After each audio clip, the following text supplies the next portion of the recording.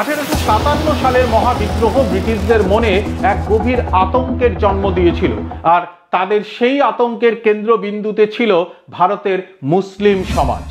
1857 সাল ভারতের ইতিহাসের এক মোড় ঘোরানো অধ্যায়। সিপাহী বিদ্রোহ বা ভারতের প্রথম স্বাধীনতা সংগ্রাম যে নামেই ডাকুন না কেন, এই একটা বছর পাল্টে দিয়েছিল উপমহাদেশের ভাগ্য। কিন্তু এই ঝড়ের সবচেয়ে বড় আঘাতটি কাদের উপর এসেছিল জানেন? উর্দু কবি মির্জা গালিব দিল্লির অবস্থা দেখে লিখেছিলেন, আমার সামনে রক্তের এক বিশাল সমুদ্র, আল্লাহ জানেন আমাকে আরো কি কি দেখতে হবে। হ্যাঁ, 1857 সালের মহাবিদ্রোহ ব্রিটিশদের মনে এক গভীর আতঙ্কের জন্ম দিয়েছিল, আর তাদের সেই আতঙ্কের কেন্দ্রবিন্দুতে ছিল ভারতের মুসলিম সমাজ। ব্রিটিশরা বিশ্বাস করত এই বিদ্রোহ ছিল মোগল সাম্রাজ্য পুনরুদ্ধারের এক চূড়ান্ত চেষ্টা, কিন্তু আসলেই কি তাই ছিল, নাকি এটি ছিল ভুল বোঝাবুঝি এবং রাজনৈতিক দাবার এক নতুন চাল? আজকের ভিডিওতে আমরা পি হার্ডির গবেষণার আলোয় দেখব 1857 সালের পর কিভাবে ভারতীয় মুসলিমরা তাদের রাজত্ব, সম্মান এবং আত্মবিশ্বাস হারিয়ে ফেলেছিল এবং কিভাবে ধ্বংসস্তূপ থেকে ফিনিক্স পাখির মতো আবার উঠে দাঁড়ানোর চেষ্টা করেছিল। বিদ্রোহ দমনের পর ব্রিটিশ অফিসাররা মুসলিমদের দিকে সন্দেহের আঙুল তুলল। আগ্রার কালেক্টর চার্লস রেইক্স বা পাঞ্জাবের জন লরেন্সের মতো কর্মকর্তারা মনে করতেন হিন্দু সিপাহীরা হয়তো জাত যাওয়ার ভয়ে বিদ্রোহ করেছে, কিন্তু মুসলিমদের বিদ্রোহের কারণ ছিল রাজনৈতিক।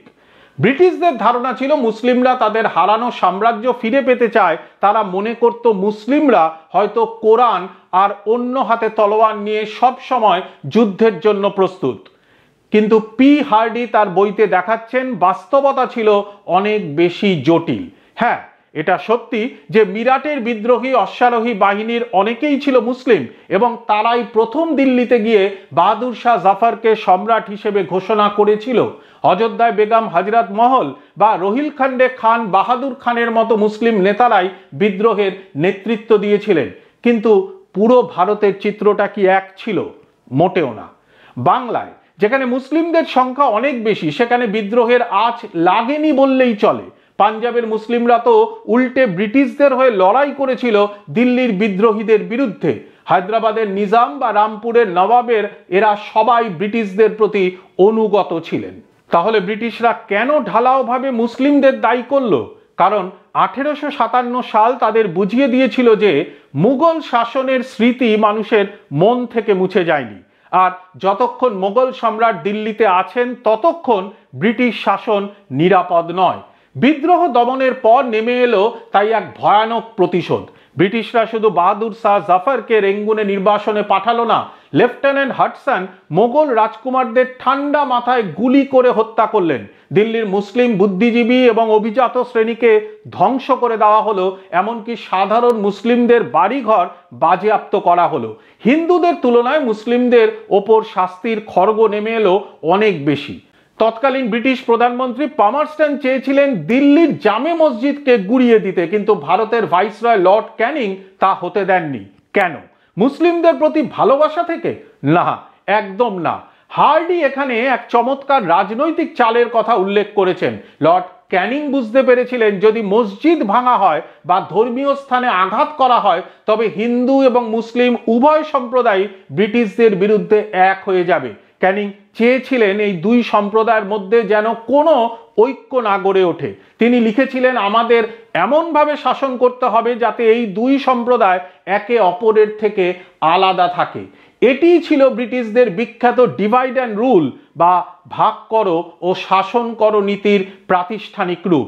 1857 পর ব্রিটিশরা বুঝতে পারল মুসলিমদের একেবারে ধ্বংস করে দেওয়া বুদ্ধিমানের কাজ হবে না, বরং তাদের একটি আলাদা রাজনৈতিক সত্তা বা কমিউনিটি হিসেবে বাঁচিয়ে রাখা দরকার, যাতে ভবিষ্যতে তাদের বারবার ব্যবহার করা যায়। 1857 সালের এই ধ্বংসলীলা একজন মানুষকে গভীরভাবে নাড়িয়ে দিয়েছিল। তিনি স্যার সৈয়দ আহমেদ খান। তিনি বুঝতে পেরেছিলেন মোগল আমলের সেই জৌলুস আর কোনোদিন ফিরবে না। তরোয়াল দিয়ে আর যুদ্ধ জেতাও যাবে না। এখন যুদ্ধ জয়ের হাতিয়ার হলো কলম এবং শিক্ষা।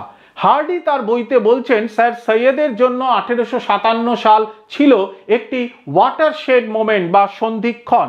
তিনি মুসলিমদের বোঝালেন ব্রিটিশদের সাথে শত্রুতা করে টিকে থাকা যাবে না, বরং ইংরেজি শিক্ষা গ্রহণ করে আধুনিক বিজ্ঞান শিখে ব্রিটিশদের সঙ্গে সমঝোতা করেই এগোতে হবে।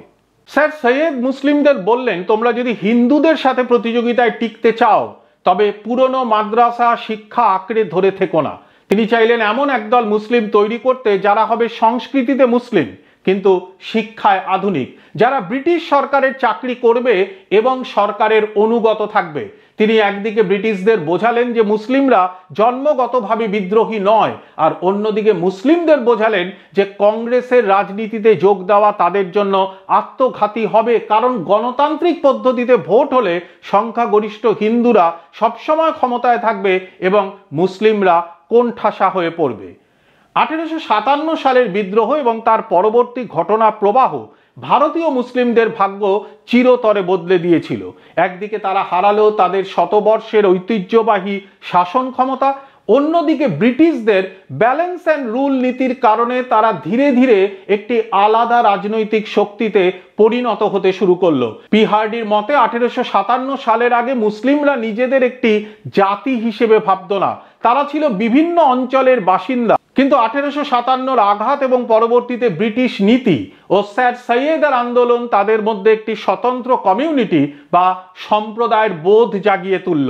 লর্ড ডাফরিন 1888 সালে মুসলিমদের বর্ণনা করেছিলেন 50 মিলিয়নের এক জাতি হিসেবে। এই ধারণাটি পরবর্তীকালে ভারতীয় রাজনীতিতে এক বিশাল প্রভাব ফেলেছিল, যার চূড়ান্ত পরিণতি ছিল 1947 সালের দেশভাগ। ইতিহাসের এই অধ্যায়টি আমাদের শেখায় কিভাবে একটি বিদ্রোহ কেবল ক্ষমতার হাত বদল নয়, বরং একটি পুরো জনগোষ্ঠীর পরিচয় এবং চিন্তাধারাকে বদলে দিতে পারে। ভিডিওটি ভালো লাগলে লাইক এবং শেয়ার করুন। ইতিহাসের এমন আরও গভীর বিশ্লেষণের জন্য আমাদের চ্যানেলটি সাবস্ক্রাইব করতে ভুলবেন না। দেখা হবে পরের ভিডিওতে। নমস্কার।